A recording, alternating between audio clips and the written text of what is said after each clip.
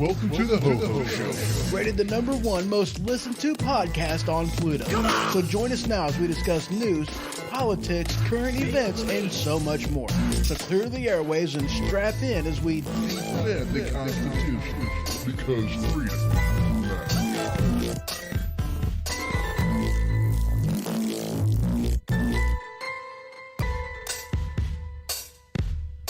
We're broadcasting live from the Kata Studio, so welcome to the Ho-Ho Show, and as always, I am your host, Ho-Ho. How y'all's doing? I hope you guys are doing good. I really do. So, I tell you what, we've got all kinds of stuff to talk about. We really do. You know, we're going to be talking a little bit about the dress, and no, I'm not talking about Monica Lewinsky's blue one. I'm not talking about that one.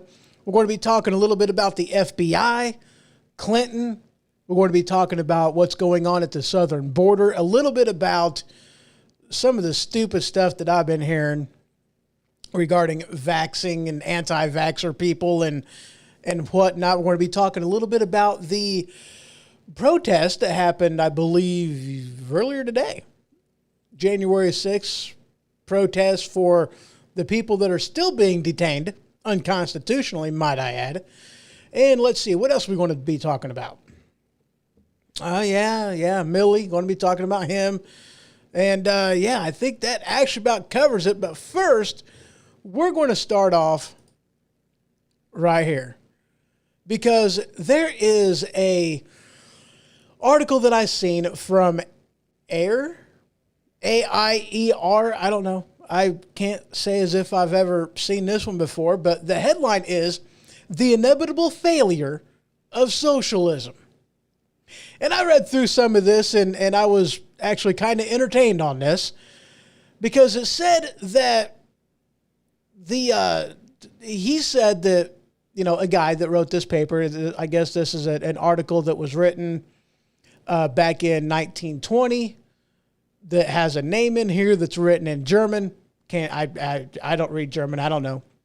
But it normally translates as Economic Calculation on the Socialist Commonwealth. And it's a paper where they say that, it's not only going to fail to achieve improved living standards for ordinary people, which it will impoverish them. Socialism that is meant to outperform markets at raising living standards is destined to fail. And he says that it's not going to fail the way you might think it will be. He throws all kinds of stuff in here. He says, his argument doesn't rest on the reality that socialism dampens people's incentives to work, which it does. It dims businesses' incentives to produce the array, quantity, and quality of outputs most desired by consumers, which it does. It provides poor incentives for central planners to take responsibility for their decisions, which it does. And he agreed that incentives under socialism are perverse. His explanation of why socialism will fail digs deeper. Basically, he says that the economy loses the capacity to satisfy as many consumers demands as it would absent such waste. Basically, it can't sustain itself. That's more or less what it amounts to. It can't sustain itself because people want more than what it's actually going to provide, which is true. Okay? And I felt it important to include this article into this, considering where it seems like we're going. You know, we have more and more people, or at least more and more politicians out there that are really trying to take us over the edge into a socialism, communist, whatever type of a government, and away from the constitutional republic that we were founded on.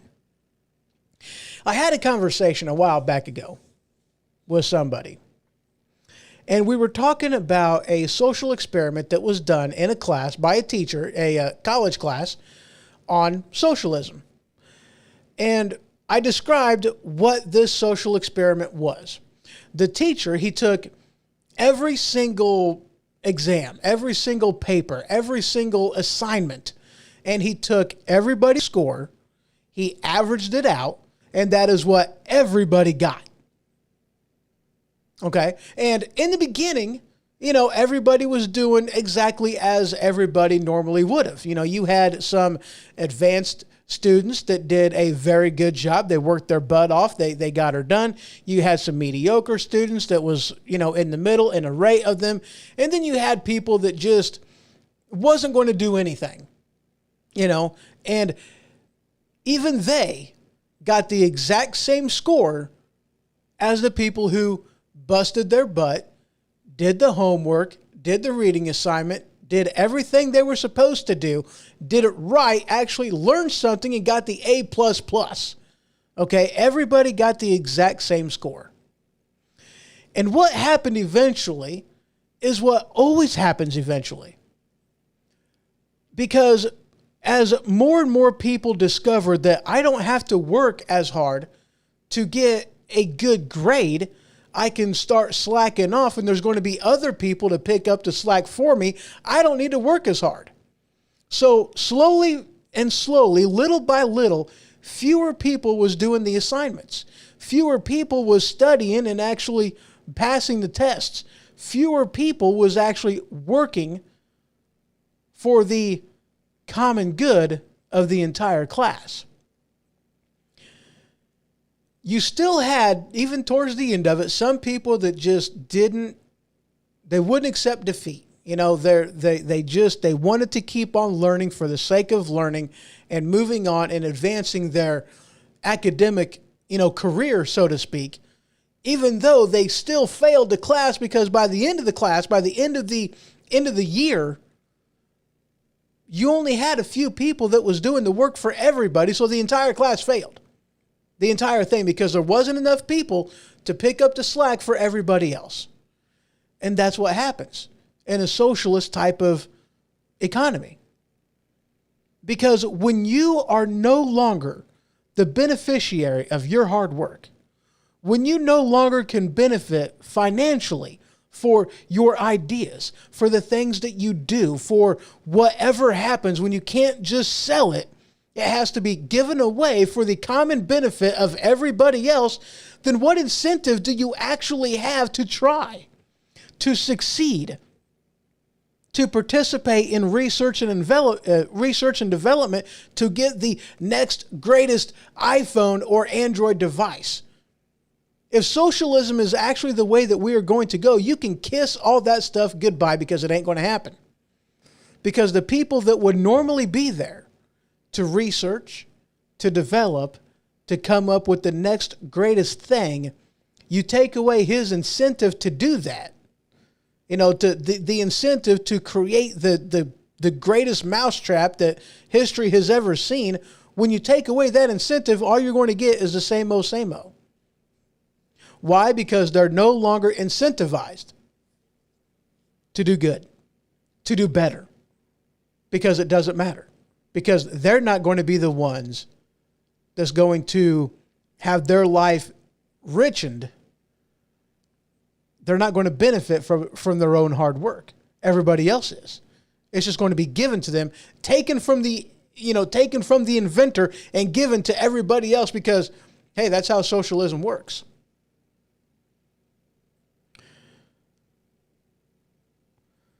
Now, whenever I asked him what he thought about that, he was like, well, that sounds like a horrible teacher. I'm like, that's socialism. I mean, that's the reality of socialism. That's what happens. Which do you think is worse? That a teacher actually puts it out in a real life scenario to actually fully educate somebody on the disastrous outcome of socialism. Some rich person once put it like this, the biggest problem with socialism is eventually you run out of other people's money. And that's exactly what happens. That's what it amounts to. Eventually, you run out of other people's money. Because as you have people that just stop doing it, stop participating, stop trying, stop working, you're not going to see the next best mousetrap. You're not going to see another iPhone. You're not going to see that. When government is in control of all of it, what do you think is going to happen? Really, what do you think is going to happen? It's actually kind of amazing because, you look at, all right, let's put it this way. You want to know what's going to happen with, and hello machine over there in YouTube land. How you doing? He says, haha, you said educated. I did. I said educated. But what you have, it's an aspect of, you totally threw me off, dude.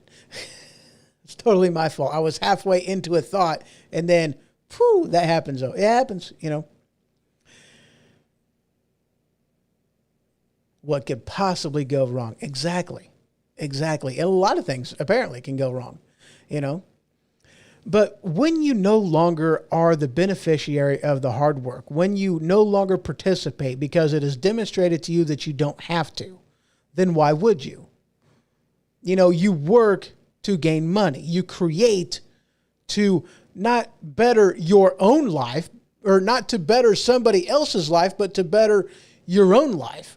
He says he's still up here in Wisconsin. Well, that is awesome. Now, you're going to be there for quite a while, aren't you? I don't remember when it is you said you're getting back. Heck, I forgot that you were going up there in the first place, which I think you left Thursday, if I'm not mistaken. Or was it Wednesday? I don't remember. But anyway, Brandon hosted the Machine Radio Show, co-owner of Weaponized Sloth Productions. He went up to Wisconsin for the World War II days. He does that like every year. He has a good time doing it. There's all kinds of stuff to see up there, and it really is a pretty cool time. It really is. It's a good time. So, but anyway, moving on. But the guy that I was talking to, he said, oh, holy crap. I'm missing chat over here. Dave over there in Spreaker. How you doing? He says, ho, ho. Yes. He says, we have a huge problem. Sorry, man, I'm at a wedding. That is all right. Hey, congratulations to the bride and groom. He said, can't participate tonight. That is all right. He says, God bless this country. We need someone to save it before it's too late. And who's that going to be? And you know what? I could not agree with you more on that. We definitely need somebody to, fix the issues that we have. We really do. We absolutely do. Brandon said that he is going to be up there until at least Monday. Awesome, awesome. So are you coming back on Monday or what's up? I got like something in my nose. I just, Anyway, I'm sorry. Moving on.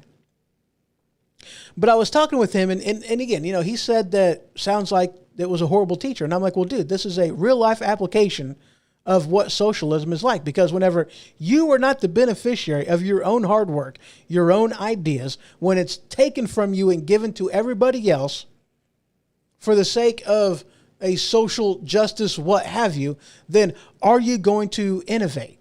Are you going to research? Are you going to develop? No, you're not. Okay. Let's think back to, the slave days. Okay. If you guys remember correctly, we did not see any innovation in farming until after the Civil War. until after the Emancipation Proclamation, until after the slaves were freed, we didn't see any advancement in how it was done. Why? They didn't need to. Because the people that, were making the decisions weren't the ones that was in the field. And the people that was in the field had no ability to change anything. The same thing would happen in a socialism type of a thing. That's all it amounts to. Because the people on the bottom have no power to change it. And why would they? Because they're not going to be the one to benefit. And the people that do have the power to do something, the people that would benefit, don't even care because they're not the ones in the field. It doesn't matter. So let's go back to something, because if you want a good idea of how things are going to be, whenever this really takes into effect, I want you guys to think back. Okay. Now, for those of you out there in the audience that are younger, I know I'm going to be speaking over your head because we're going to be talking phones. And no, I'm not talking cell phones. I'm talking old-fashioned landline phones. All right. Now, here's the thing. According to the FCC, there's only a certain type of thing that you can do on a cell phone, and that's pretty much it. It is limited. It is restricted on what you can do, period. And outside of, or anything past the touch tone keypad and a answering machine, we have not seen any innovation whatsoever in a phone. I mean, holy crap. You go to Walmart, the phones that they had 20 years ago are the same stinking phones they have now. Can you say that about any other thing on the shelves at Walmart today? Not really. TVs, they've all changed. They've all gone, they've all gone digital. They've all gone smart TV. They've all gone flat screen and LED and plasma and this, that, and the other. They've all changed due to innovation, due to technology, due to all kinds of crap. But you look at the phone, a standard landline phone. What's happened? Nothing. Why? Where's the incentive? One, there's too much government control. That's one. And two, what else can you do that isn't already being done? You can only transmit a voice over long distances with a tone from a keypad. That's it. That's all you can do. You can't transmit anything else. You can't transmit data. You can't transmit even Morse code. It doesn't do any good. You can't do anything else with it besides voice over long distances, and eventually that may end up going to the air anyway, but you get my point. There's no innovation. When was the last time they've done any innovation on a standard landline telephone? They haven't. They really haven't. But let's change that to cell phones. Cell phones have been around for what, 15, 20 years, somewhere around there. The smartphone has only been around for about 12, 13 years, something around there. I mean, that's it. Maybe, yeah, I think 12, maybe 13. I don't know. It's been a while. But we've seen all kinds of innovation. We've seen all kinds of advancements from, just being able to make and receive a call. The old-fashioned bag phones. Oh, yeah, I have two. No, I never used them. No, they were never operational. I found them somewhere, seen them in a yard sale, what have you, and I'm like, I've got to have this thing. I would love to actually see if I couldn't get a plan on it. Unfortunately, it's not going to happen just because of, the advancement in technology has gone up so much that the same type of, coding or whatever that is in a newer phone isn't even compatible with what's in an older phone. But you can take a 20-year-old landline phone, plug that puppy in, and it'll work. But try getting a bag phone that was one of the first phones that was put out there and try making that puppy work. It ain't going to happen. Advancements in technology. Who got enriched in their lives because of the advancements in cell phone technology? Well, Steve Jobs being one. Would Steve Jobs had done the same thing that he did if he wouldn't have made a penny off of his invention, off of his his ability to, coordinate the effort to make the next biggest, baddest thing? Would the V8 engine be around if Henry Ford wasn't the beneficiary of that technology? If he hadn't pushed his engineers to make a V8 motor, would a V8 motor even be here if it was socialism and he wasn't the one that benefited from the idea because he's the one that pushed the technology? The assembly line. Would any of that be here today under socialism? I say, nay, it would not. The problem with socialism is, well, there's many. There's many. Moving on. So guys, we're in some hurt. We're in a hurt locker. All right. We've got some things going on right now that just really look bad. It really does. Okay. This headline from Hot Air, let me go ahead and pull that one up. Furious. France withdraws their American ambassadors. And I believe this is over, if I remember correctly, this is over a nuclear sub deal that happened with Australia, I believe. Come on. How bad is it? Brandon put in here, equal shares of misery, and that is absolutely right. See, that's what the left wants to do. Okay? They can't make everybody equally wealthy. So instead, they're going to make everybody equally miserable. And that truly is what it amounts to. You can't do one, but you can do the other. Have you guys heard the whole adage of, you can't please everybody all the time? And that's true. You can't. You can't please everybody all the time, but you can sure take everybody off at the same time. You really can. That's not too hard. It seems like people out there do that all the stinking time. It's amazing. It's great. But moving on. So how bad are you doing when the French are mad about what you're doing? Because, may I remind you that it was the French that lectured the U.S. on how bad we were conducting ourselves in Afghanistan with the pullout. They were like, dude, we can get our people out. Why are you refusing to? How bad is it when it's the French? Now, look, all right, I don't know any French people. I really don't. But it's one of those things that going back to, previous wars, there was a difference in how the countries operated and what they did to better their own country. Okay, there's a history behind it. I'm not judging anybody on that measure today that's in France that is French.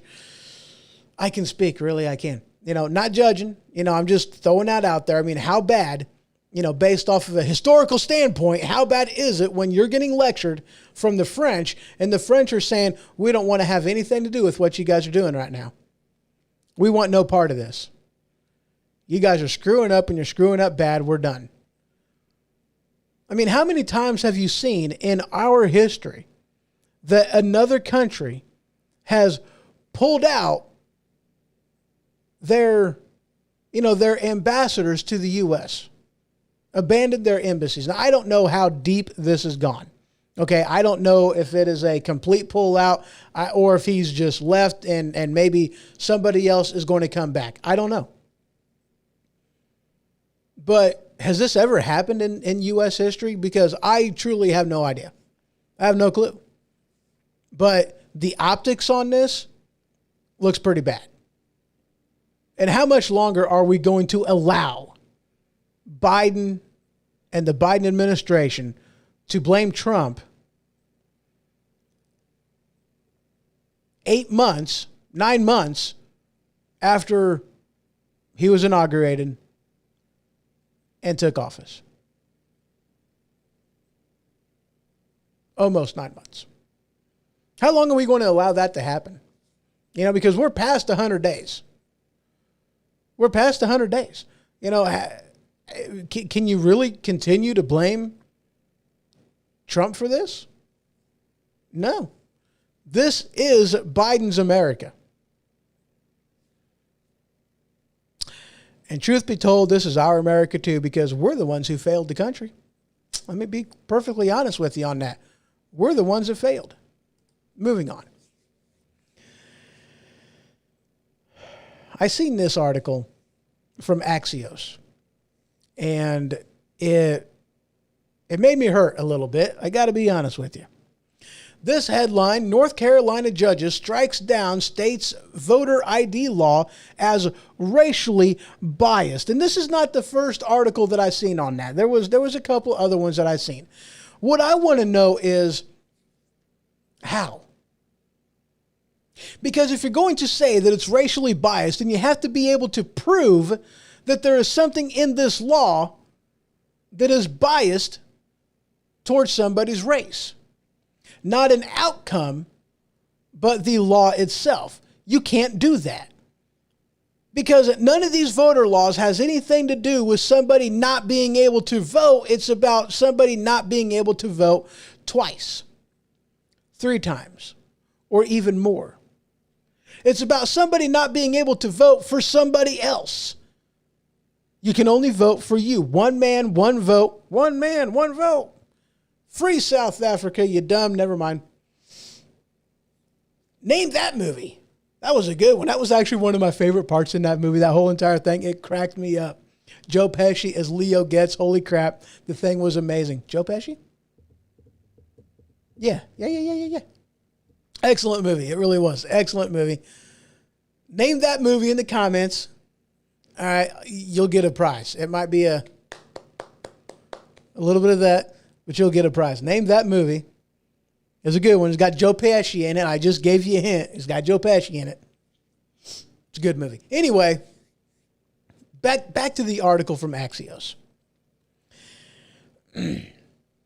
These voter ID laws don't have anything to do with trying to restrict somebody's ability to vote. It's making the vote actually mean something again. It's about making the vote fair. Integrity. That's what it's about. It's not about telling somebody you can't vote. It's about telling somebody you can't vote more than once. You can vote for you and that's it. Why is it? You know, there are so many things out there that you have to have an ID to do. Buy alcohol, buy cigarettes, go to a hotel room, open up a bank account, drive a car, go to the DNC and the RNC. Yes, if you're going to go to the Democrat National Convention, you have to show ID to get into the door. This is coming from the party that says no voter IDs allowed whatsoever. We're not going to have it. But you're going to require voter ID to get into the DNC. I thought that was racist. I know one of the things that was being touted, and I believe this was, sometime before the recall vote, okay, that he was demanding that people show voter ID and prove who they are in order to, sign these papers about having the recall election. It's like, wait a second, I thought you guys were against voter ID, but yet if I'm going to put my name, my signature on this form saying I want there to be a recall election, that I shouldn't have to show an ID. This is a no ID state, right? California, we can't show IDs. Why do I got to show an ID? To prove who I am because I don't want him to be governor anymore. Why is that? Double standard, man. Double standard. That's all it amounts to. The hypocrisy coming from the left is absolutely, guys, there's no running away from it. There's no ignoring it. It is in your face day after day. You turn on the TV, you walk outside, it's the hypocrisy on the left. That's what we see all the time. I seen this article the other day. We're moving on. I'm done with that. We're moving on. I seen this article. Oh, and this was a great one. It really was. This is from the Rolling Stone. I seen this sometime last week. I don't even know. I couldn't tell you when. But this is an article that you just got to see it to believe it. From the Rolling Stone, anti-vaxxers are now gargling iodine to prevent the COVID-19. Yeah. You heard me right on that. Now, guys, I got to tell you, I'm not surprised. I mean, I'm really not. I mean, we really do live in a broken society, man. We live in a society that's got all kinds of stupid people in it. You know, I mean, the Tide Pod Challenge. I mean, really? You know, when the federal government has to step in and tell Tide that you got to make your Tide Pods taste bad to keep people from eating them. It's like, wait a second. This isn't tropical punch flavored things. I mean, this really isn't. Okay? This isn't tropical. You know, it might be colored all spiffy diffy, but trust me, it tastes like soap. We don't change the flavoring to make it taste good so people will continue to eat it. No, that's not a thing. It's like, I mean, come on. I mean, that's like dogs, or, you know, you can give your dog a pill that'll make their crap taste bad so that this way dogs don't eat their own turds. It's like, wait a second. Doesn't it already taste like crap? I mean, come on, guys. I mean, this is pathetic. So, like I said, I am not surprised about this article whatsoever. I'm really not. I'm not surprised about it in the least. Because the society that we live in, with the fact that, you know, now I'm going to tell you this because I do, you know, granted, people are stupid. You know, I mean, you had the Tide Pod challenge. You had the, you know, lick the toilet seat challenge in a public restroom. It's like, are you freaking kidding me? I mean, there are no words. I mean, there's really not. You know, so I mean, to see this, and it's like, I'm not surprised. I mean, it sounds pretty stupid. It sounds stupid, but come on, man. You know, I tell you what, man, I really am grateful for something in today's day and age, you know, because I've had all kinds of stupid ideas pass through my brain, okay? Like, and I'm talking some dumb ones. Like, for instance, okay, you see those parachute things with the frame and the big fan on the back and you can fly in it, you know. There's a name for them. I just don't know what that name is. But, you know, you have those. And that lead me to think about, well, you know, it would actually be kind of awesome. It would be amazing to just get a really big kite. You know what I'm saying? A really big kite and use that to kind of fly. You know, I mean, because, you know, wind is amazing. You know, what could possibly go wrong? The kite, it's great. I've never seen a kite just fall right out of the sky. I mean, that'd be awesome. You know, make it big enough to where it can support my weight. It's got to be a huge kite. A big kite. I'm talking a big kite. I'm talking a big kite, man.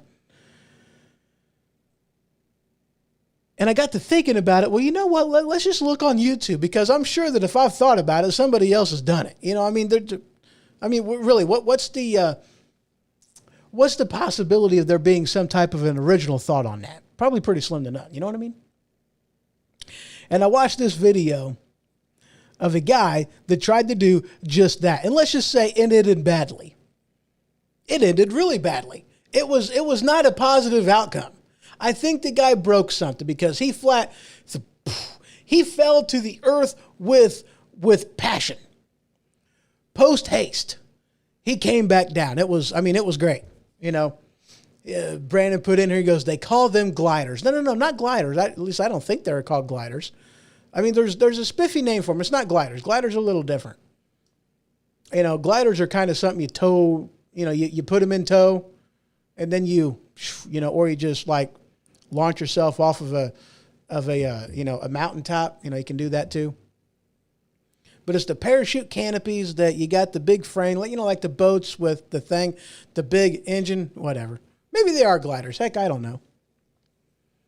But like, I got a couple cousins that have those things, and I didn't think they called them gliders. I could be wrong on that, but I don't know. Anyway, needless to say, it didn't end well for this guy. It really didn't. And I'm like, you know, I'm really glad I watched a video before I got stupid enough to actually buy something like this and try it out for my own self, you know.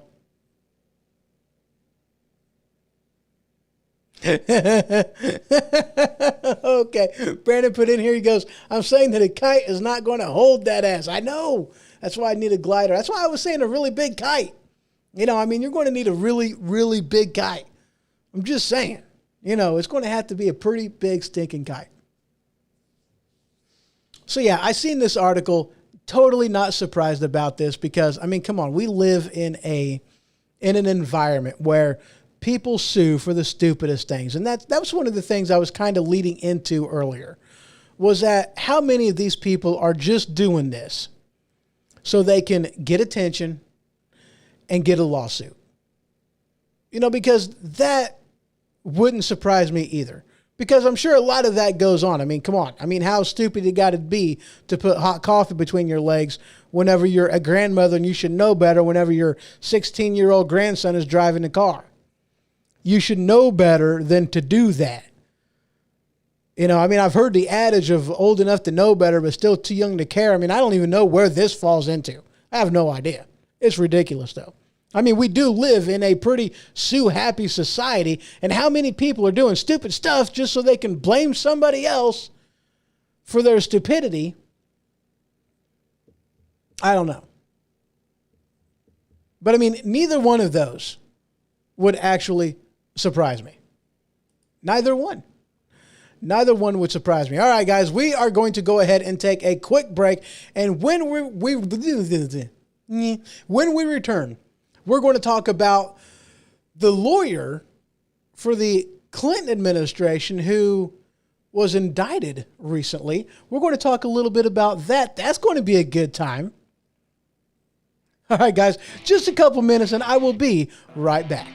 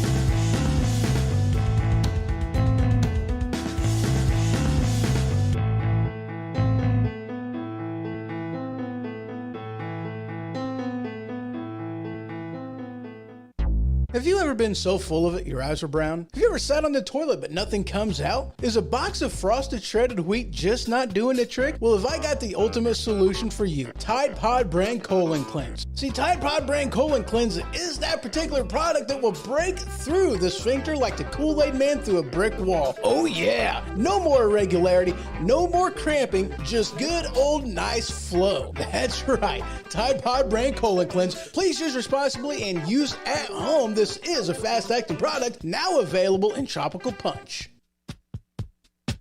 All right, and we are back. I gotta address this. I really do. So the Machine radio show, Brandon Gatton, he put in here. He said he tried to use a trash bag once instead of a kite, instead of a glider. he tried using a trash bag. I laughed. I go, that's hilarious. He says, I'm suing. Yeah. I asked him, I'm like, well, how did the trash bag do? He said the trash bag hurt. I'm sure it did. That's hilarious. He put in here, he goes, I'm suing Weaponized Sloth for headlights in a truck. How is that going to work? How's that going to, because, Brandon is co-owner of Weaponized Sloth Productions. What's he going to do, sue himself? That would be hilarious. I would like to be there for that one. I mean, I would be, but that's beside the point. That's hilarious. All right, guys, so we're going to go ahead and dive right back into this. Now, we're talking the FBI, the CIA, the alphabet soup in Washington. We're talking a little bit about that. But instead of starting off with, the obvious, talking about, the lawyer that represented the Clinton campaign being indicted by a special counsel investigation investigating the Russia probe, we're going to start off with this one. He says, I'm making them pay, sir. Okay. Make yourself pay. Anyway, we're starting off with this article right here from, I got to turn that off. Oh, I got to turn something off real quick. Dadgummit, wrong button again. Am I still? Yep, I'm still good. All right, so there we go. There's that button. Displays. There we go. Now we're cooking with fire. This headline from, no thank you, Newsmax. Alan Dershowitz to Newsmax. FBI work model is to lie to people. That's what the work model is. Guys, the FBI is not working for you. The FBI is working in general for the FBI. It's working for politicians. It's not working for you. Let's just put it that way. They're supposed to be, but they're not. Again, you have an organization that is in there that only loosely has oversight by people whom are actually elected by the people. This is a bureaucracy at its best. It really is. Okay? Think about this. Okay? The Hunter Biden laptop. Where is that? Where's the indictments? Where is the investigation? What's going on with that? Is anything going on with that? I don't think so. I highly doubt it. When was the last time you heard anything about that? It's been a while since I have. We have reports from things that, there was the kidnapping of I believe it was up in Michigan. Okay. The kidnapping. You had, out of a group of like 40 people, 18 of them were FBI agents. It was their idea to do the whole thing. All these guys that were there, they just wanted to drink some beer, watch some TV, maybe play some pool, whatever. That's all they wanted to do. They didn't want to do anything. It was the FBI agents who went in there and was like, let's shoot them. Let's blow up the building. Let's make it really bad. Pipe bomb. Let's do all this. And the entire time, all these people were like, I don't know, man, that's a little extreme for us. We don't want to do that. All I really want to do is just drink some beer. That's about the extent of it. That is why the only thing that they got them on was what? Some type of a kidnapping charge? That was it? Because anything else, then they would have had to try to prove it. And it was actually the FBI that was coming up with all of these things that they should be doing. Outside of that, the actual people that were charged with these crimes didn't have anything to do with it. Nothing to do with it. And we're actually going to talk a little bit more about that in a little while, because I actually kind of jumped the gun a little bit. I really did, because that article is actually attached to something else that I'm really not wanting to get into at this particular point in time. What I'm wanting to talk about is this lawyer. Now, is anybody surprised that this lawyer who represented the firm for the Clinton campaign that actually got indicted? I'm actually kind of surprised he got indicted. I really am. I'm kind of surprised. Am I surprised about what they did? No, because, let's face it, guys. We've known about this for quite some time. This is no surprise to us. It really isn't. We're not surprised about this. Is anybody out there that's on the right, are they surprised about any of these? No. Because we know. Because we don't listen to the mainstream media to get our news. We just don't, because we know that all they're going to do is lie to us about this stuff. That's it. Lie, lie, lie. We know this. We've known that the entire thing, the first impeachment of Donald Trump, was done from a hit piece paid for by the Clinton campaign, the Clinton Foundation, a dirty Russia dossier. They went as far as to scrub the information that where they got it from was a guy that actually worked for the CIA. All this information is out. It really is. They're not denying it anymore. Why? Because they know nothing's going to happen. And that's the problem. They can defend themselves. That's what it boils down to. They're not afraid of you. And why should they be? We as a people, we as a society, we keep our heads buried. We don't pay attention to what's going on. Whenever we do find something out, it's like, what difference at this point does it make anyway? What can we do? I'm just one voice. So what am I supposed to do? They want to talk about, white privilege and this privilege and that privilege and everything else. But it's like, dude, the only privilege I'm seeing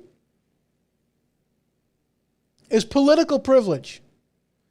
Hillary Clinton should be in jail for what she did. Is there going to be any repercussions from this? No.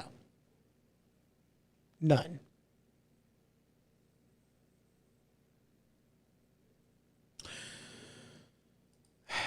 So we're going to take another quick break. No, we're not. Instead, we're going to slide over to this. This article. Yeah. Okay, so this article. No, shut up. Okay. I love pop-ups. I really do. This article's from Axios. Headline says, Clarence Thomas says that the Supreme Court could be the most dangerous branch of our government. This article from PBS. Never mind, we're not. But the Supreme Court could be the most dangerous branch. Absolutely. You want to know why? The Supreme Court was actually set up to be the least political branch of the three branches of government, because you have the legislative branch, whose job is to legislate, to write laws. Okay? That's their job, to write laws. Not complain about laws, but to actually write them. When there is an issue, fix it. That's their job. Their job isn't to complain about, how people are handling the illegal immigrants is just so atrocious. We've got to fix that. We've got to tell you guys not to do your job. And in the meantime, you have these people going, why don't you just write the law different? If you don't like how we are enforcing the law, might I remind you, it's your law we're enforcing, and we are enforcing it in the way the law says we're supposed to enforce it. What are you complaining about? Why are you complaining to me? Fix the problem. It's your problem to fix. Hello. You have the executive branch. Their job is to faithfully execute the laws prescribed by Congress. That is their job. That's their duty. Oh, gee, if I remember correctly, that's even part of their oath of office. Their job isn't to write laws, it's to make sure the laws are executed the way they're supposed to be. Their job isn't to write something about DACA. Their job is to say, if you want it fixed, fix it. I can't. I'm the executive branch. All I can do is make sure that the laws that you do right is enforced properly. That's all I can do. I got to take a quick drink. Got a hairball up in there somewhere. Whew.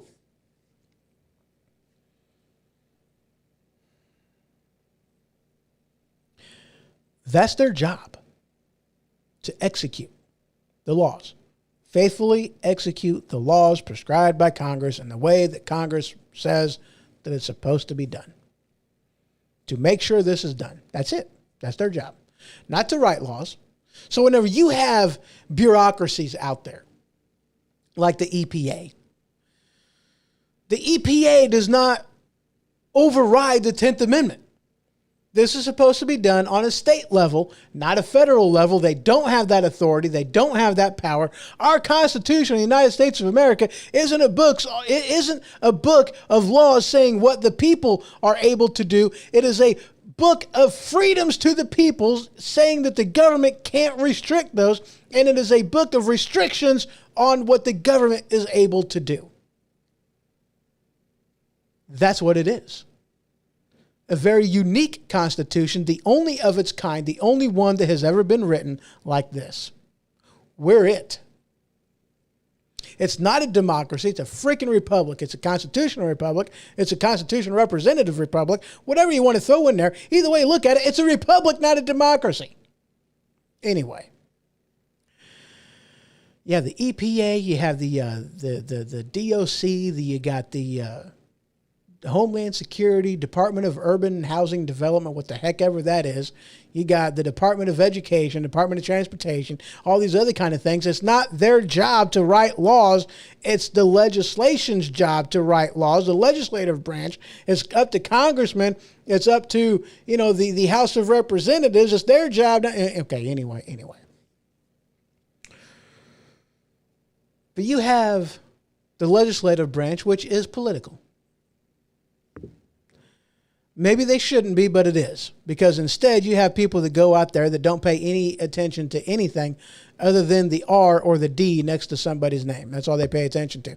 Why? Because it's not about the individual. It's about political parties. It's about party affiliation. It's about party loyalty. That's all it's about. It doesn't matter about the platform. It's like, I'm a Democrat. I've been a Democrat all my life. I'm going to vote for Democrats because that's just what we do.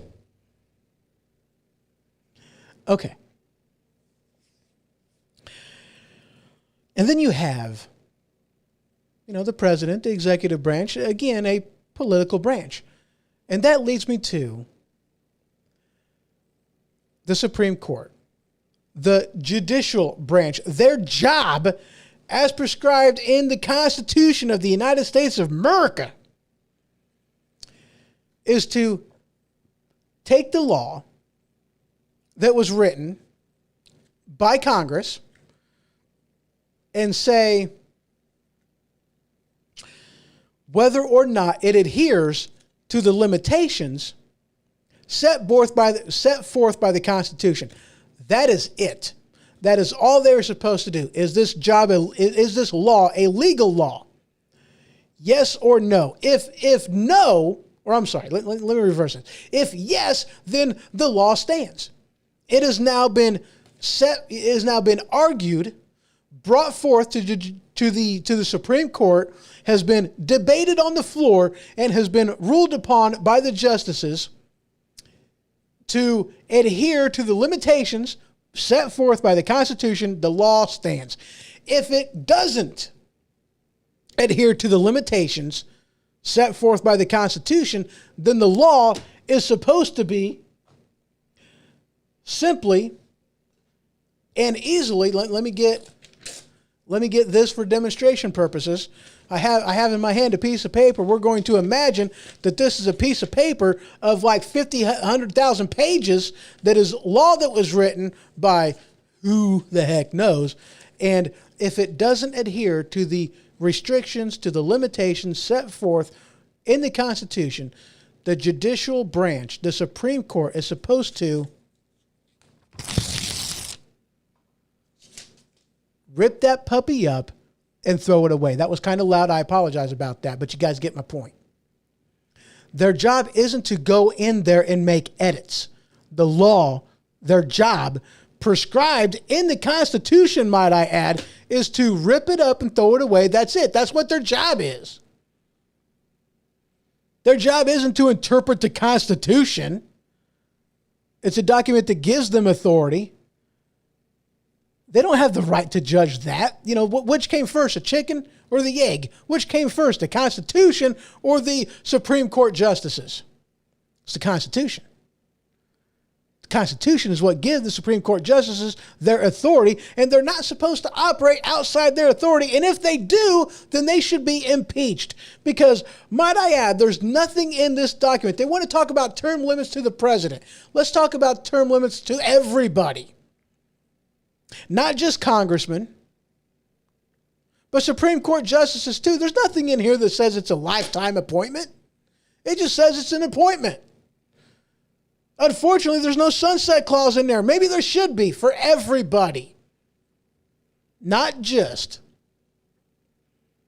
for members of the House and the Senate, but for the judicial branch as well. The Supreme Court justices, there should be a sunset clause on how long they're able to sit in that seat, on that bench, wear that robe. There should be. There absolutely should be. And while we're at it, the senators, you know, the prestigious upper house, let's put that back in the hands of the state where it used to be, where it belongs in the first place.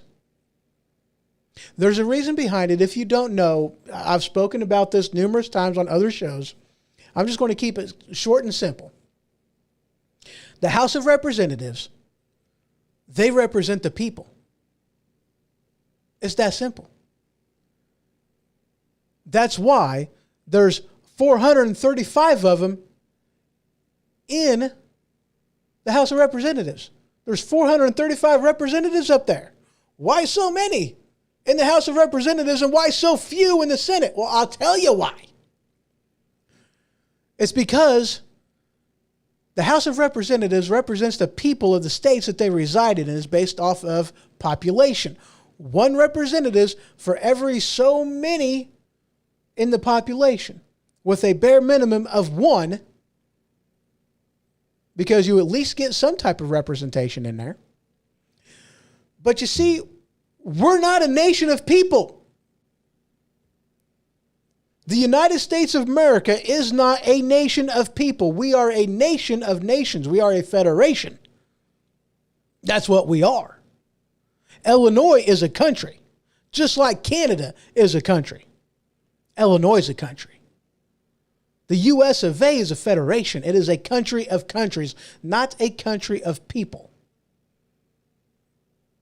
And in order to level the playing field, in order to give every single country a voice in the federation, they all have an equal voice. That's why there are 2 representatives for every single state, to give every state an equal say in how the government is going to be run.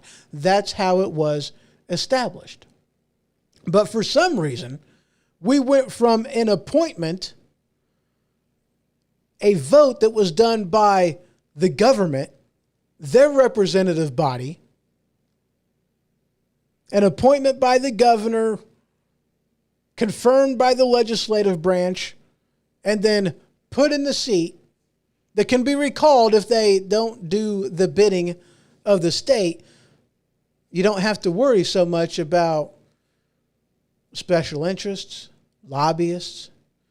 You know, to actually put that back to the way that it was, you would actually solve a lot of problems. I'm just going to throw that out there to you. But why is it we took representation away from Illinois? Why is it we took representation away from California in D.C.? Why is it we took the representation of Rhode Island away in D.C.? Why is it we took the state's representation away from them in the federal government? Why?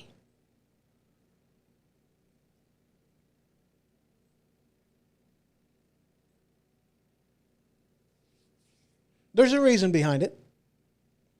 Why it was set up the way that it was. There is absolutely a reason. Those reasons still stand. Just because the senators wanted to have a more likelihood of being able to get reelected because people are freaking morons and they'll elect anybody as long as they got the proper letter in front of their name or behind their name, wherever they end up putting it. People are dumb. All right, guys, we're moving on.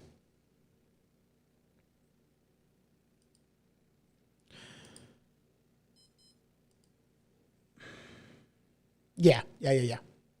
We're moving on. We are going to go ahead and take another quick break, and when we return, we are going to talk about this General Milley. You know the one.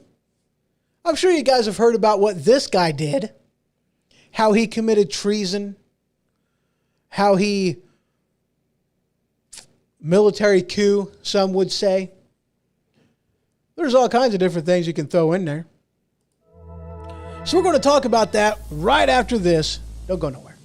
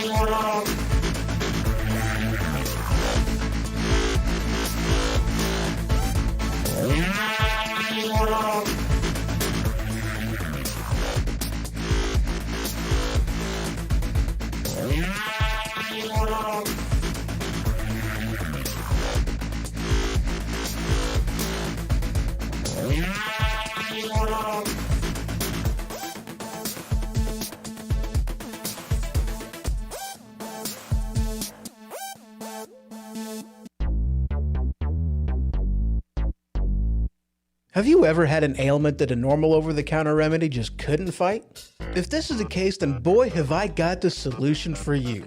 Tussin. That's right, Tussin. Cough? Tussin. Cold? Tussin. Runny nose? Tussin. Itchy watery eyes? Tussin. Broken leg? Tussin. Tussin is the ultimate cure-all, guaranteed to stop anything that ails you. Tussin. Available wherever OTCs are sold. All right, welcome back.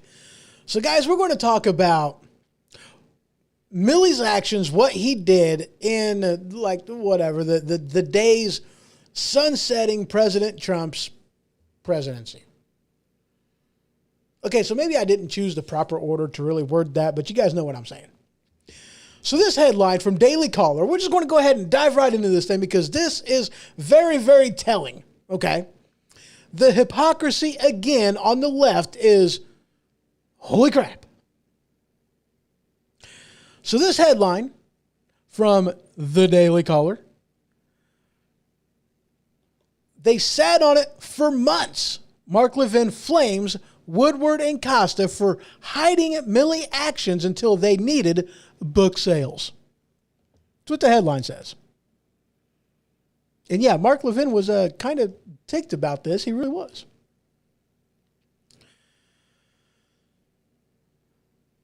So basically what happened was after January 6th, after the confirmation and Biden was named president, Milley got in there and he did some things he shouldn't have done. All right, let's just put it that way. He did some things he shouldn't have done. His position is what? The Joint Chief of Staff, maybe? Yes, he had Joint Chiefs of Staff. That's what he had. Joint Chiefs of Staff Chairman, Mark Milley. Okay, so that's what he is. Now, here's the thing, okay? This position, you basically have no power. Okay, it's kind of a figurehead. That's really what it amounts to. You're a go-between. That's what you are. You're a go-between. You know, you're somebody that the president can go, tell these people this, talk to this person. You know, it's more or less what it amounts to. That's what you are. You're a go-between. Information flows through him. He isn't the source of the information. Information flows through him. That's it. People report to him. He reports to the president. The president gives him orders. He distributes those orders. That's it. He has no power. He has a job to do. That's what it amounts to. So here is what the book says that he did. Okay. And afterwards, we'll talk about, you know, more or less what this headline is from the Daily Caller about Woodward and Costa sitting on this, what should be done there. And I got to be honest with you guys, I have no idea. But here's what they say happened. After January 6th, that he was afraid that the president was going to go rogue and bomb somebody. He had a conversation with Speaker of the House Nancy Pelosi, and they agreed that, you know, President Trump is a loose cannon. We've got to restrict what he's doing, and that pretty much gave him the green light to do what it is that he decided to do next. And I say that just for, you know, dramaticness, because I have no idea which he actually happened first. Okay? I have no idea. I think that happened first, but I don't 100% remember. So much information coming out on this and so many different points of view, it's really hard to keep track of some of the smaller details. And I do call that one a smaller detail because it's like, you know, kind of a whatever. Because either way you look at it, he doesn't get his marching orders from Nancy Pelosi. He gets his marching orders from President Trump, not Nancy Pelosi. No Nancy Pelosi for you.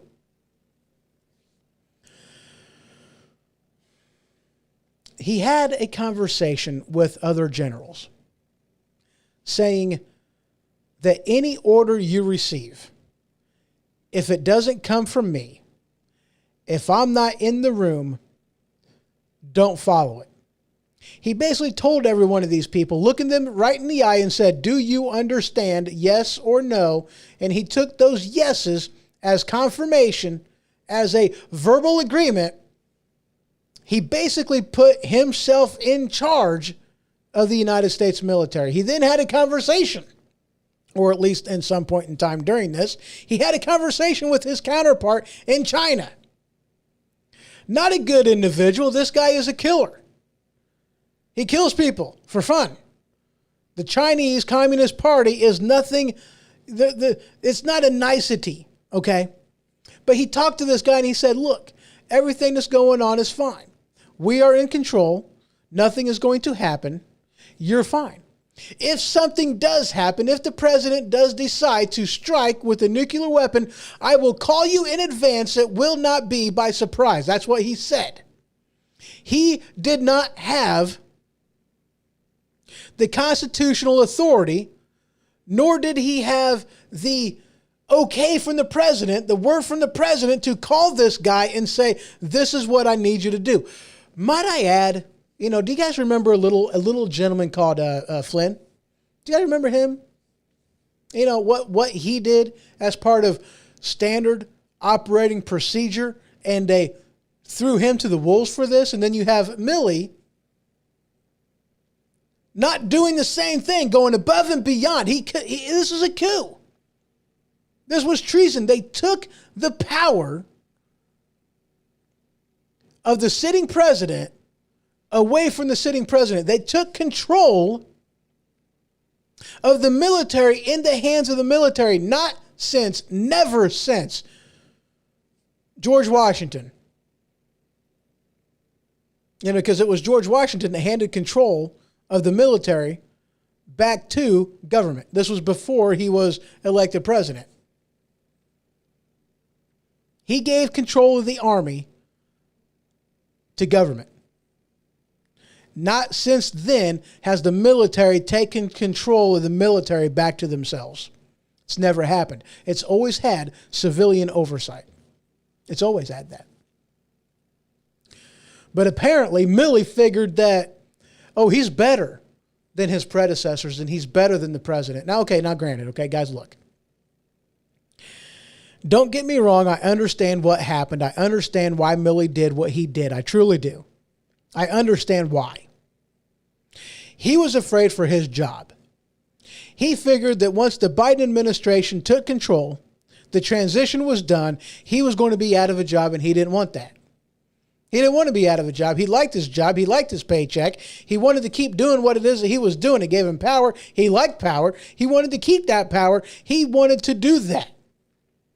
So in order to keep that power, he figured the best way he can do that is to be a team player. Because of some of the things that had happened between him and President Trump, some of the pictures that was taken with him basically in his fatigues, I think is what he was in. Milley was afraid for his job. He figured that he was going to get fired on day one. Kind of like what, Biden did with the pipeline. He figured that was going to happen to his job if he didn't portray himself as a team player. And so he sided with the team that was coming into office. That was the Democrats. That was the Biden administration. That was with Speaker of the House, Nancy Pelosi. He'd made that call to inform Nancy Pelosi and the other Democrats that he is a team player. You should keep him on in that position. That's what it amounted to. I understand what he did.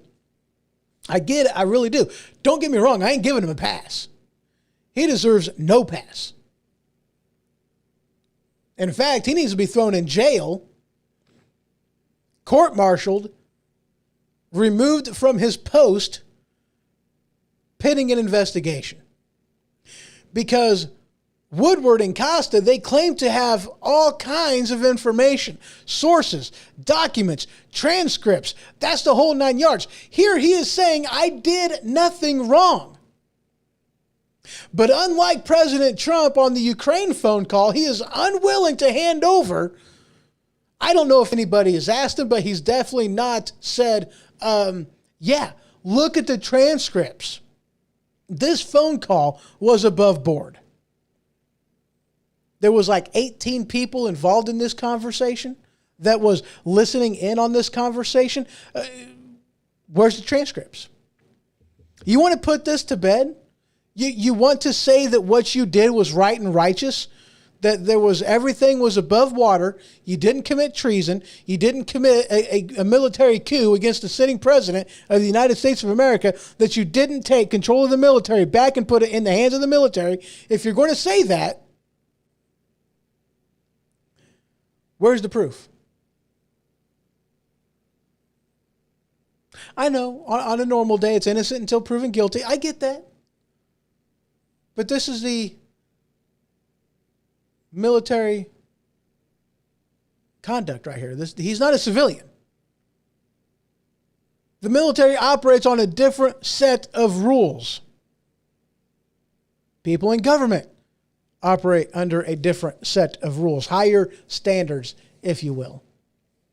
He doesn't have the luxury to do what it is that he did. He doesn't. He ain't got that.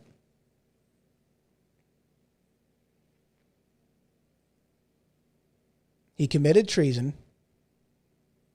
a military coup against the sitting president.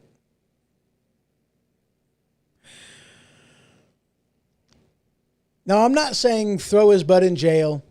do all that kind of stuff. Dude, he deserves his day in court. He does. He deserves an investigation. Let's let the truth come out. Let's do that. Let's not hide from the truth. And if you're hiding from the truth, if you don't want the transcript to be released, it's because you did something wrong. I mean, hello, freedom of information. Okay? We have the right to know. You're not just a military leader. You're the Joint Chiefs of Staff chairperson. I have the right to know what was being said on my behalf as an American citizen to your counterpart in China. I have the right to know what was being said. That's the Constitution. That's the Freedom of Information Act. I have the right to know. I want to know. Why are you keeping your post and your position, being a traitor, committing treason, and taking control of the military away from the sitting president? Why should you keep your job? Why? I have other articles revolving this. That this one headline is you got some people the preventing war, why General Mark Milley's secret calls to China deserve a medal. Really? You deserve a medal for committing treason? You deserve a medal for a military coup? Really? I seen this headline. I got to find it again because I've lost it. Go figure there. Yeah, I've completely lost it.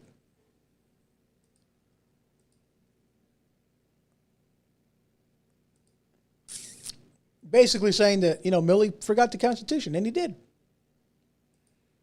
He forgot the Constitution. He forgot his job duty. He forgot what it is that he's supposed to be doing. And here he's saying that I did nothing wrong. I'm proud of that, Cole. I did a good job. I did what I needed to do. I did what was necessary. And here's the thing, guys. All right, look. There was no indication from President Trump that anything was going on. And it's not as simple, okay? Because he wants to say that this was a dire thing, that he had to do what it is that he did. Because President Trump was off the rails. He was going bat, crazy. He had to do what he had to do to prevent war and save American lives. That's what he's saying. That's what he's resting on. So he went rogue because he felt, being the amazing psychologist that he is, to know the inner workings of President Trump's brain, to think that he is about to go rogue in the short amount of time left in his presidency that he has. That's what his defense is. Wait a second. I'm not a moron. I'm not a fool. I know that whenever these type of things happen, there's a lot of moving parts in here. It's not just, you don't just, open up your drawer or lift a small panel on your desk and you push a flashing red button. A flashing red button. It doesn't work like that. You don't just pick up the red phone and say, fire torpedo 1. You don't just do that. There's a lot of working parts that have to start moving before that happens. There wasn't anything moving. There was no moving parts. The watch wasn't just running and the alarm shut off to where it wouldn't actually dinger. No, the thing wasn't running at all. No military troops were moving.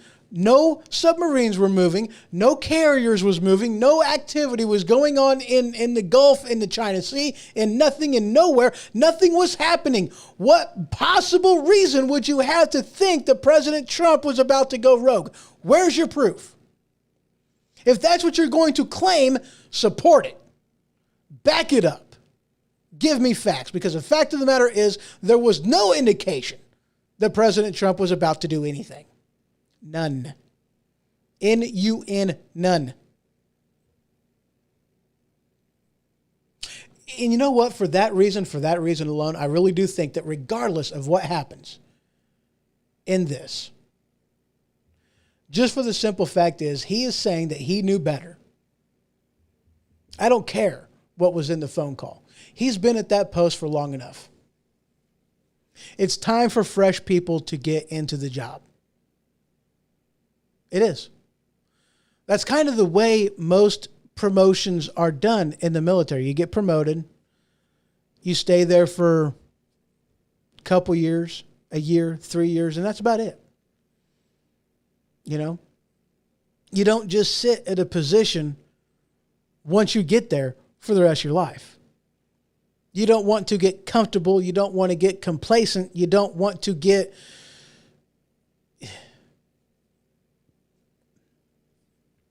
There's a line in Game of Thrones. And I'm not talking about, I drink and I know stuff. I'm not talking about that. But they were talking about the Iron Throne. It's uncomfortable for a reason. Because you don't want your king to get comfortable sitting on a throne. You don't want people in high positions getting comfortable sitting on their throne. You don't want that.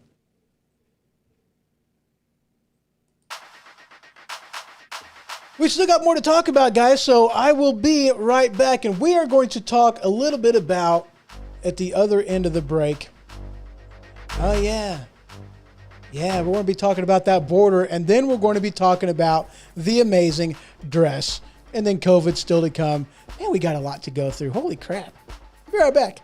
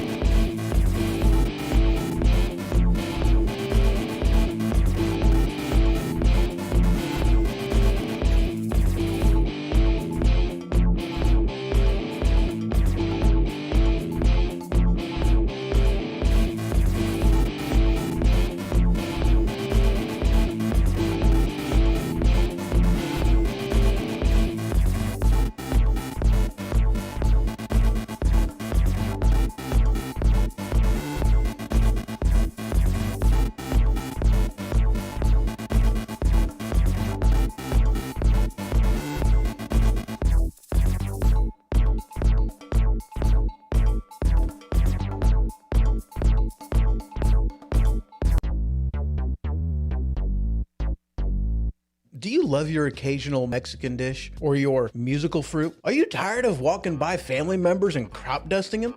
Well, if this has ever happened to you, might I introduce you to Tampons brand butt plugs. Tampons brand butt plugs is that particular type of butt plug that allows you to walk in public in confidence knowing that you're not going to accidentally crop dust somebody. Tampons brand butt plugs now with the plastic applicator. Not just for women anymore. Tampons brand butt plugs.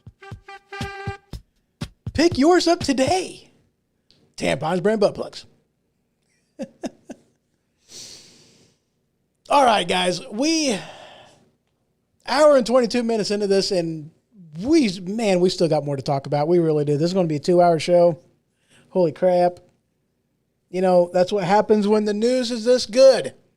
That's what happens when this kind of crap is going on daily.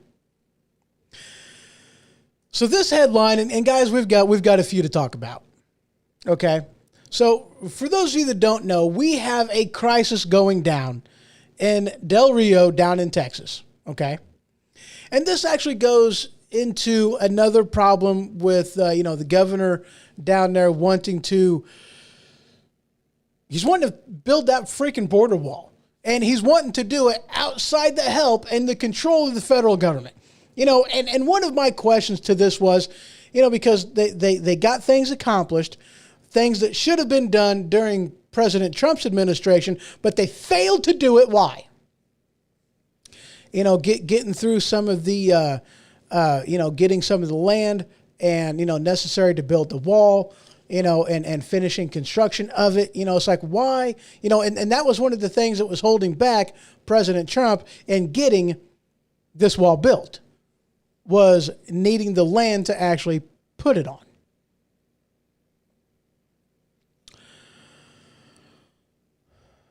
Why didn't they do it back during Trump's presidency? I don't know. They had the opportunity. Why didn't they make us think about it then? Is it the normalcy bias? Maybe that's why it was. The normalcy bias. That could have been. Why not? It ain't ever going to happen here. We've got borders, right? A lot of good they are if you're not going to protect them. You have a migrant population coming up that last time I checked, as of like Friday maybe, Thursday or Friday, there was over 10,000 migrants camped out underneath the Del Rio Bridge. Holy freaking crap. And what was the Biden's administration, what was their first fix for this?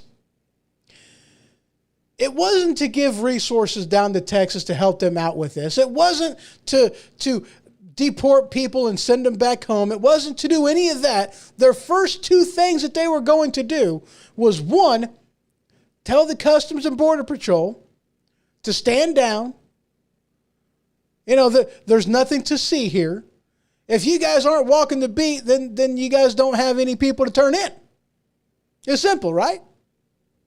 They also wanted to cover up the fact that this crowd was so freaking huge. So what did the FAA do? What did they do? Let me get that article. Maybe. There it is. Let's get this article from Town Hall. This is good. Texas DPS steps in. The FAA shuts down drone footage of Biden's catastrophic border crisis. That's what he did.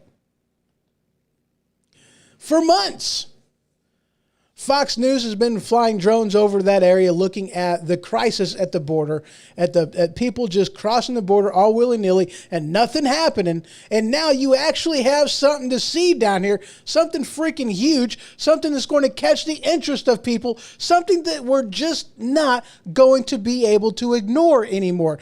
10,000 people down there at our southern border that are just waiting to get distributed throughout the country. That are just waiting. And so the FAA, instead of giving solutions to deport people, their first thing was to tell Fox News and institute a temporary rule saying that you can no longer fly a drone in that area. Their claim was, this is great, okay? Their claim was, at the height that this drone was flying, like 100 to 200 feet, that you are in the flight path of planes at a nearby airport, which is a bunch of Bravo Sierra. It's horse honky. It's a falsehood. They're just using that as an excuse to shut it down so Fox News doesn't have the opportunity to show the American people what's actually going on, how big that crowd is going. Why? Is it because that thing is about to get huge? Is that why they wanted to shut it down? I mean, you have reports from, here's one from the Daily Wire. All right. U.S. lawmaker on Del Rio border fiasco.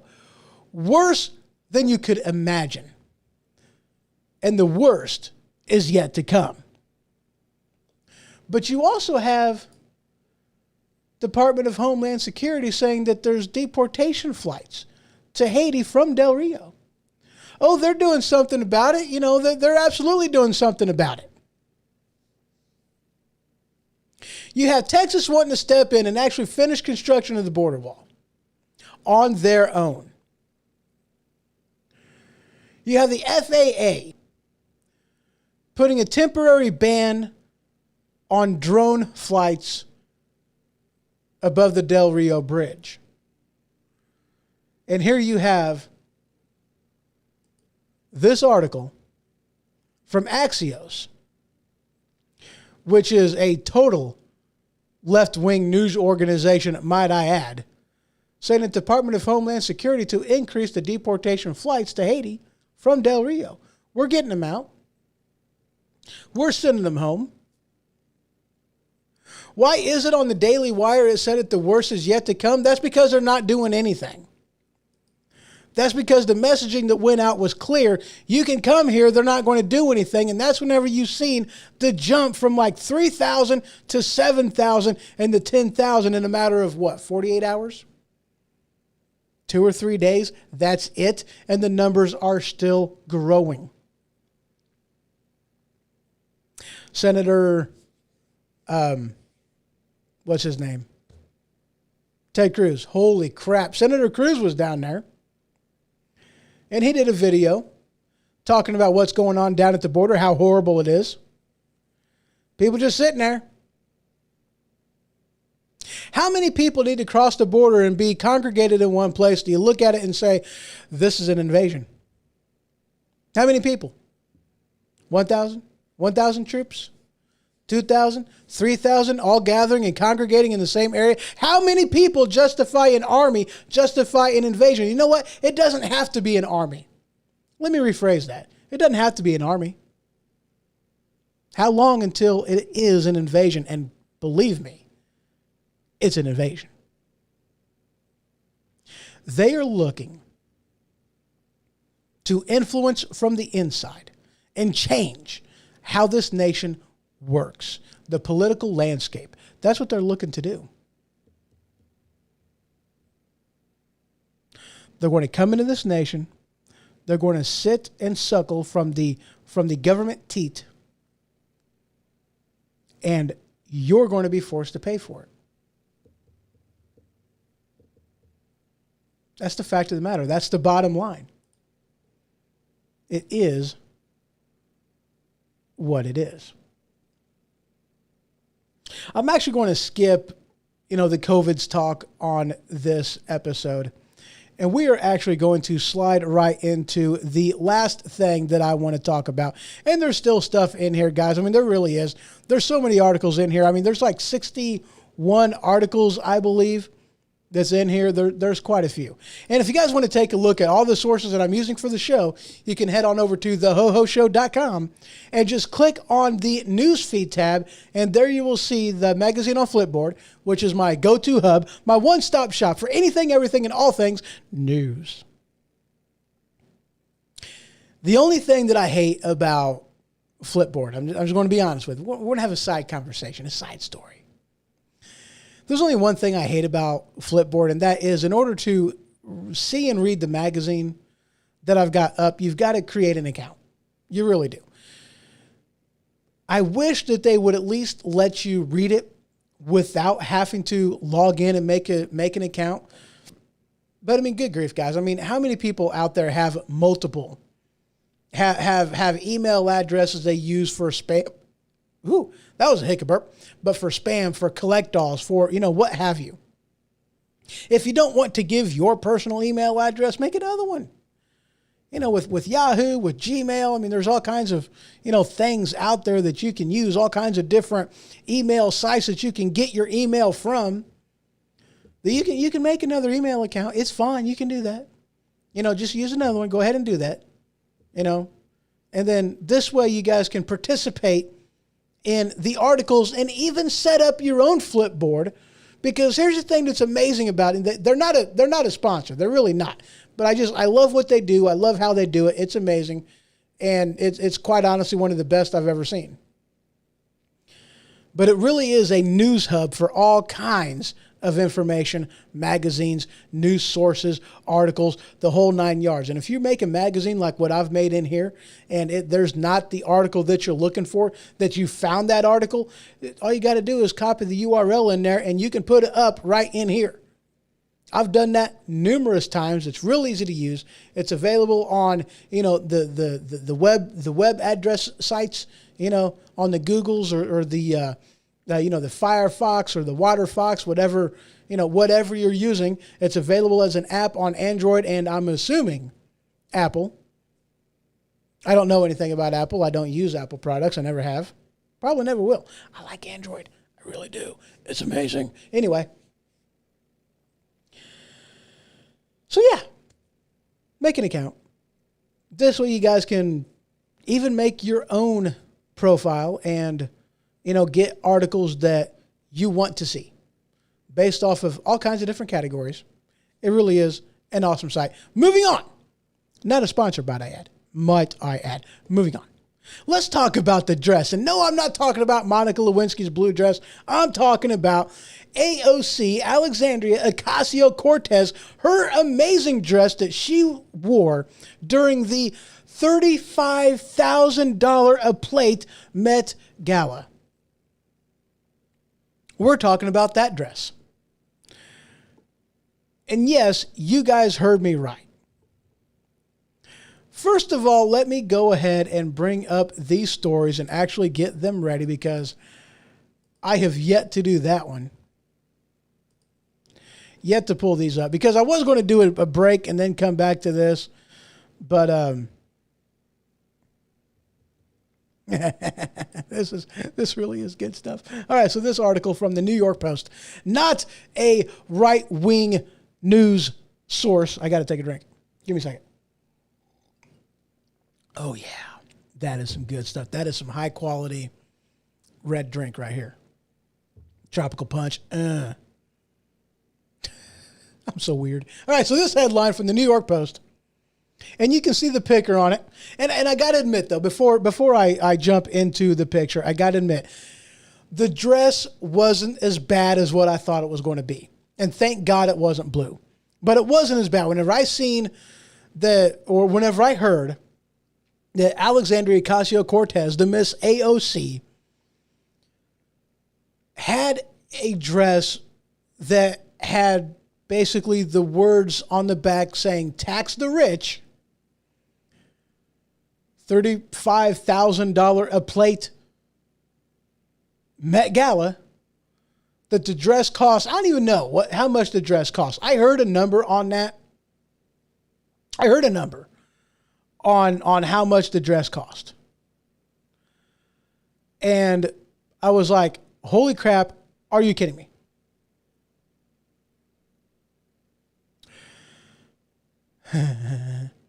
So yeah. Tax the rich, and it wasn't as bad as what I thought it was. Go ahead and take a look. For those of you that are watching on Facebook and the YouTubes and the wherever else this thing is at, the Twitsters, but the headline says, sorry, AOC, the rich already pay their share of taxes.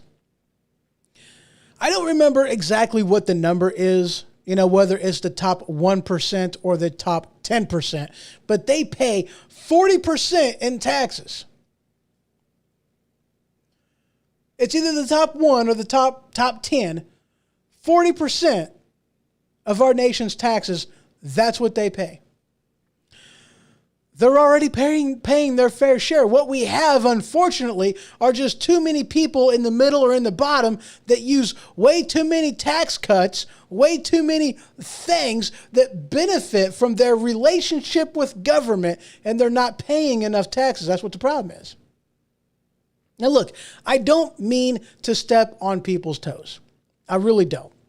Okay? But if your relationship with government is a net gain, as in you are getting back from taxes more than what you are paying into taxes, then you're sucking on the teat of government. It is what it is. I don't care if that offends you. Be offended, please. Because I'm offended, because here I am, we're supposed to have equal representation under the law, equal rights under the law. We're supposed to have that. Why don't we have that on April 15th? Why am I, a single white guy, have to pay more in taxes than what somebody who is married, a different race than I am, and have kids they get to pay less. In fact, they don't just have to pay less, they get money back for it. As if they're baby factories. It's like, what?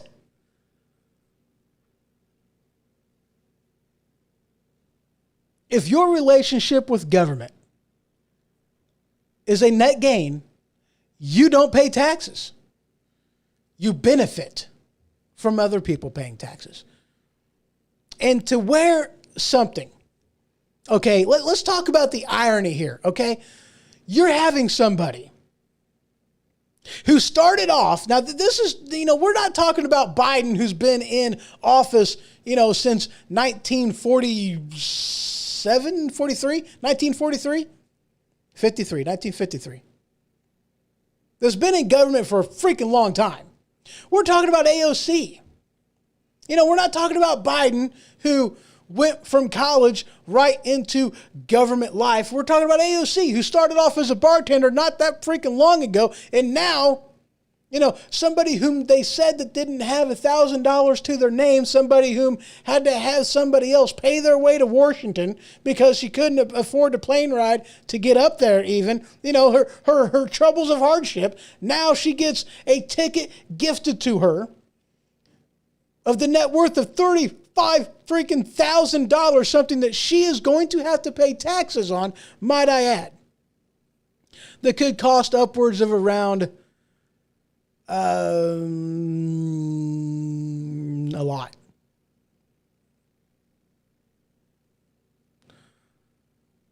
I don't know. She might end up paying as much as like $10,000, $12,000 on taxes on this, like around 30 some odd percent in taxes on this. That's about what it would amount to, I think, as long as my math is okay. Somebody whom came from little. Now look, I'm not downing who she is. I'm not downing where she comes from. I'm not downing anything of that nature. But here you have a woman who came from little. Okay? And is now a congresswoman who is sitting bumping elbows with the very people whom her dress is putting down. Tax the rich as if they don't pay enough already. Somebody whom obviously, normally this is how it works. Now, when you're among the people, you talk to the people. But whenever you're among the rich, you talk to the rich. Here you have a woman who is so freaking stupid not to understand a basic social construct of how you're supposed to do that. She's wearing something, a dress, with the message of tax the rich to the rich people like she's not the beneficiary of their money. Hello. Do you guys see the irony here? Is this not just the most ridiculous thing you have seen today? Holy crap. How ignorant do you have to be? I want you to have to pay more money to taxes so I can get paid more money. So I can benefit from you. So I can give more money away because we are now a charitable foundation, not working for the people, but we work harder for illegal aliens, for other countries. Heaven forbid we don't pay for Pakistan to have gender studies. That's what your money goes to. Now these rich people who pay 40%, the top 1% of the top 10%, who pay 40% of the taxes 4 times more or 40 times more, their fair share, if you will, because there's fewer of them than there are of us. And you're going to tell them they need to pay more in taxes? While you're sitting in an event that costs $35,000 a plate, obviously it's the rich that are there. And you're going to wear this as a slap in the face to the rich like they don't pay enough money already. Okay. Are you picking up the hypocrisy here? Are you picking up what I'm throwing down?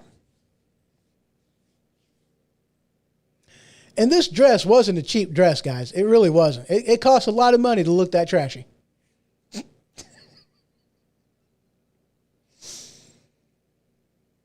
I didn't mean to say that. I did not mean to say that. Shame on me. Shame on me. Costs a lot of money to look that trashy. Tax the rich. Now, granted, like I said, guys, this didn't look as bad as what I thought it was going to look. But here's the thing. All right, let me show you this picture again, okay?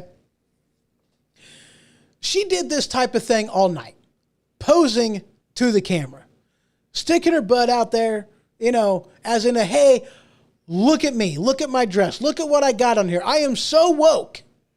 Pay attention to me, pay attention to my dress. There you go. And then she has the gall to complain about people talking about the message that she wore on her dress. It's like, hello.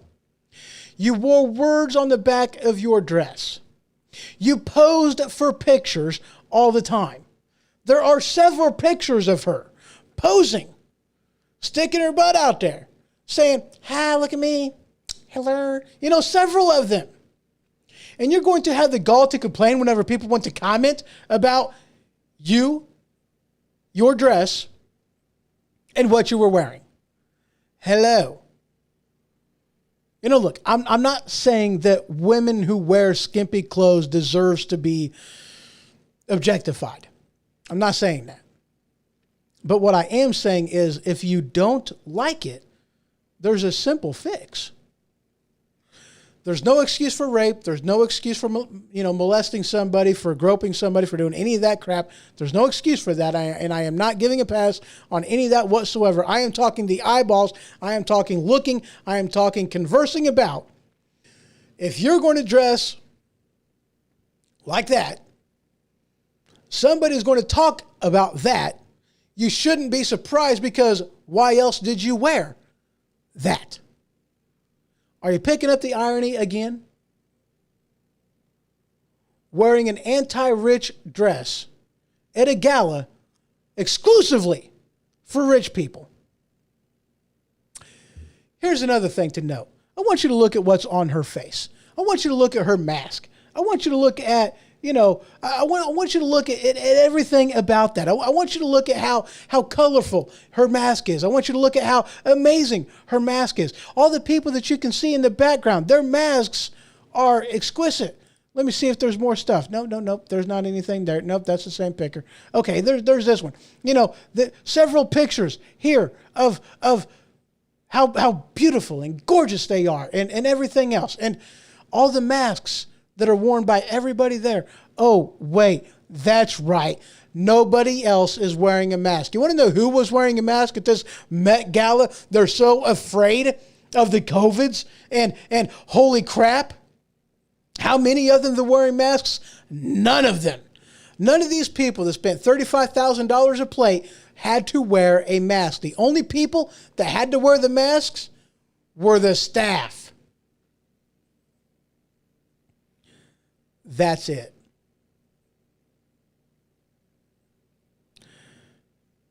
You see, socialism is for the people, not the socialists.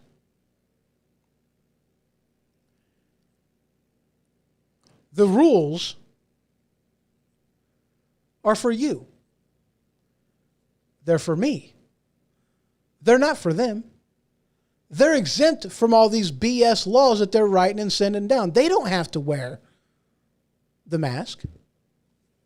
They don't have to get vaccinated. In fact, the guy from the WHO said, no, I'm not going to tell you how many of us are vaccinated because it's none of your damn business. But for some reason now, HIPAA laws aside, because they don't, it doesn't matter. You can sleep with somebody knowingly giving them AIDS, and that's perfectly legal and okay. In fact, if you ask somebody if they have AIDS before you sleep with them, that has been criminalized. Privacy is such a big deal in everything but the COVIDs and vaccination. Who has to wear the masks? The staff. Them? No. They're exempt.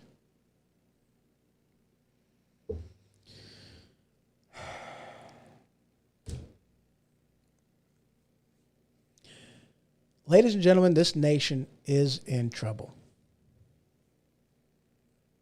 And make no mistake about it, we are to blame.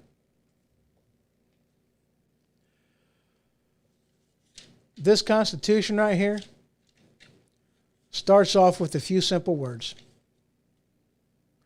I'm going to read them to you now.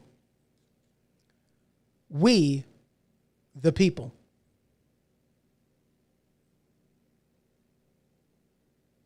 We, the people. We're the ones in charge to safeguard our freedoms, our Constitution, to make sure that these people are doing their job, obeying their oaths of office, and acting within the boundaries of the Constitution. It's our job to make sure that they are doing theirs.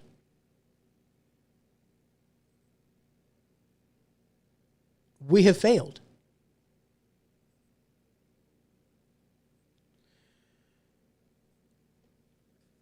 I hate listening to most radio programs anymore, even conservatives, because very few of them out there. I'm not going to name any names, but there are very few of them out there that are actually willing to state the truth. Very few of them. And it is a truth that is ingrained in who we are. It is a part of our DNA. It is a safeguard to our freedom that, yes, it was put in here as a last resort, but it was put in here nonetheless. And I'm looking for it now because I know that I am going to butcher it if I try to just spout it off. I'm looking for, there we go, the Declaration of Independence.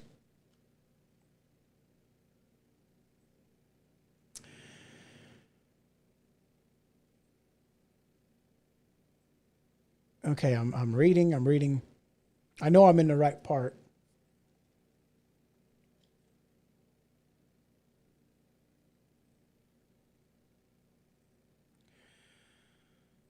Okay, here we go. I found it. But you know what? I'm just going to start at the beginning because, you know, what better place to start any journey? Just ask, you know, the Glenda, the good witch of the East, you know, just ask her when following the yellow brick road. Just start at the beginning. That's the best way to go. When in the course of human events, it becomes necessary for one people to dissolve the political bands which have connected them with another, and to assume among the powers of the earth the separate and equal station to which the laws of nature and of nature's God entitle them, a decent respect to the opinions of mankind requires that they should declare the causes which impel them to the separation. We hold these truths to be self-evident that all men are created equal, that they are endowed by their Creator with certain unalienable rights, that among these are life, liberty, and the pursuit of happiness, that to secure these rights, governments are instituted among men, deriving their just powers from the consent of the governed, that whenever any form of government becomes destructive of these ends, it is the right of the people to alter or abolish it and to institute new government, laying its foundation on such principles and organizing its powers in such form as to them shall seem most likely to the effect their safety and happiness. Prudence indeed will indicate that governments long established should not be changed for light or transient causes, that accordingly all experience has shown that mankind are more disposed to suffer while evils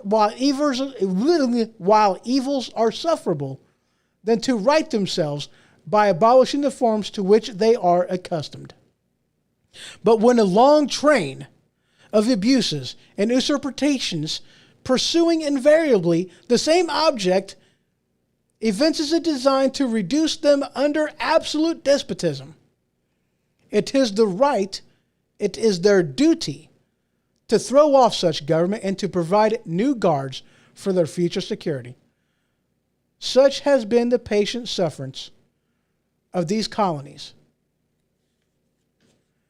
And such is, we're almost done, now the necessity which constrains them to alter their former system of government.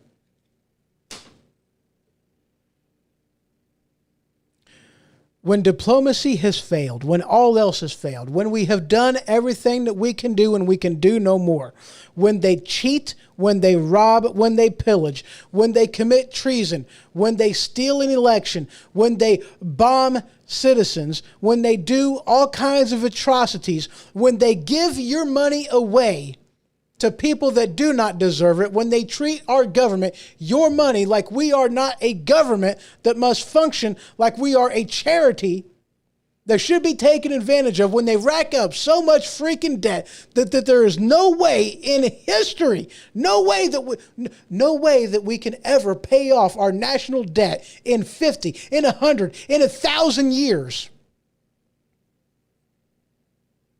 And they claim that it's okay.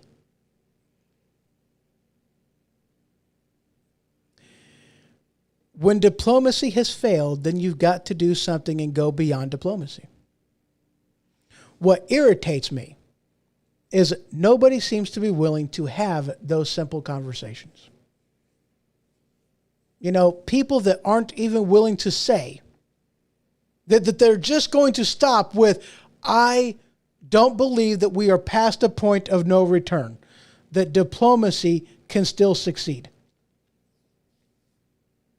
Maybe you're right. But there's one thing about a standing army that they do. They entertain the idea that something bad is going to happen. I watched the Punisher movie. Good movie. I forget the main actor who's in it, but a good movie. Civis pacem parabellum. It's Latin. If you want peace, prepare for war. What does our military say? You know, that you have some presidents that will speak softly and carry a big stick. Peace through superior fighting power. The superior firepower. Sorry, I screwed up the quote. Civis pacem parabellum. You want peace, prepare for war.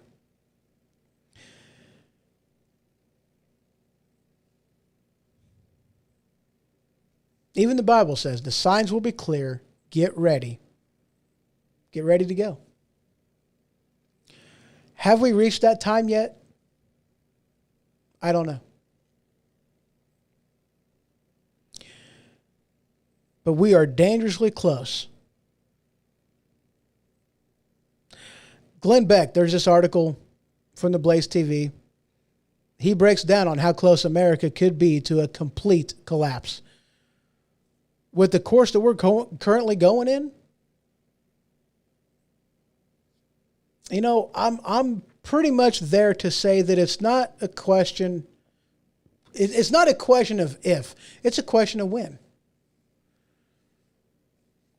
More and more as time progresses, as time goes on,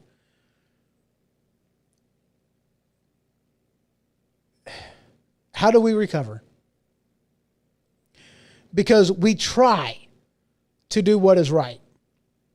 We try to take the diplomatic solution. We try. We tried it in 2020. And now we want an honest election. And they're going, no, we want the ability to legally cheat.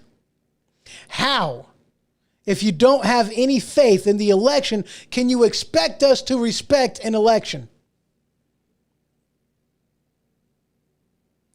When you have one side that wants nothing more than integrity in the election and the other side going, no, we can't have that. That wants legally to be able to cheat. Making it illegal to question. Even though every single time in history that when the left didn't win, they yelled shenanigans. And they wanted to be taken seriously. And then whenever the right does it, it's like, oh, no, no, no, no. We can't be having that. No, this isn't how democracy works. When you've tried everything that you are supposed to try, and it fails. I mean, granted, guys, you know, it's kind of simple. Be the change you want to see in Washington. If AOC can do it, then you can freaking do it. You've got to be smarter than AOC. You got to be. If she can do it, you can do it. Be the change you're looking for in Washington. If you don't see somebody that deserves your vote up there, then run for positions. But don't start at the top. Don't start at the presidency. Don't start at wanting to become a senator. Don't start at wanting to become a representative. Don't start there. Start locally. That's what the left did. They started locally. That's what you got to do. You know what, guys? We've been at this long enough. We really have been. We've been going at this show for putting near 2 hours. Holy crap.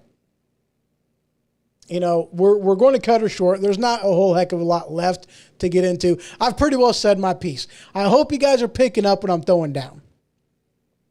I'm not saying we don't have hope, but what I am saying is we're dangerously close, and it is time to take action. I'm not saying pick up arms. We're not quite there yet. But if you don't see somebody that deserves your vote, then be the person you would like to see. Be the change you want to see in Washington. Run for office. Run for dog catcher. Run for school council. Run for county board. Run for all these different board seats. Run in your local elections. Run in your state elections. Run in the federal election. If AOC can do it, you can do it. We need to make our voices heard. We need to tell the Republicans that, look, we don't care what letter you put in front of your name. If you're not a conservative, you ain't got my vote. And if you ain't a conservative, I am. I'll run in your place. I'll dethrone you. I will take you down. That's all there is to it. We need to stand up and tell these people they work for us, because somehow along the way, I know how along the way they've done it. They forgot they work for us. Why? Because we let them. Because we didn't take our job seriously at being the safeguards for freedom, because that's what our job is. And we just, for some reason, expected that the people that we sent to Washington to represent us would actually do their job. No. Unchecked? No. We've told them they can get away with doing whatever the heck they want to. Is Hillary Clinton in jail? No, she's not. Does she deserve to be? Abso-freaking-lutely. I hope you guys enjoyed the show. I hope you have been able to glean a little bit of something from it. I hope so. I really do. I enjoy doing the shows. I really do. It keeps me honest. It keeps me paying attention to what's going on. It helps keep me up to date on what's going on. I can no longer be a person that hides their head in the sand anymore. Doing this show does not allow it. I've seen my numbers growing, and I definitely have you guys to thank for it, because we are in an environment right now that people are thirsty and hungry for the truth. So I appreciate you guys stepping by. You know, and I put all of my articles out there on Flipboard. I put these things in the comments so that this way people can read them. People can see where I'm getting my information from, so nobody is surprised. And if there's something I'm wrong about, dude, guys, let me know. I don't want to give out false information. I don't want to do that. I respect the show. I respect the integrity of it. I respect you enough that I don't want to do that. Keep me in check. Do that. If you guys like the show, give me a like or hit the subscribe button, depending on what platform you are on. If you guys have any anything you would like to, articles to give me or what have you. If you just want to, send me an email and say hi, you guys can do that, hoho@thehohoshow.com. For more information on the show and everything else going on in the Ho-Ho Show world with the different podcasts and whatnot, head on over to thehohoshow.com. So let's have yourself a wonderful evening. Good night. Sleep tight. And if the bed bugs bite, well, by golly, bite them back. This has been The Ho-Ho Show. For more information, you can head to thehohoshow.com. And for the merchandise store, you can head on over to stinkpickle.com. That is stinkpikle.com. Until next time.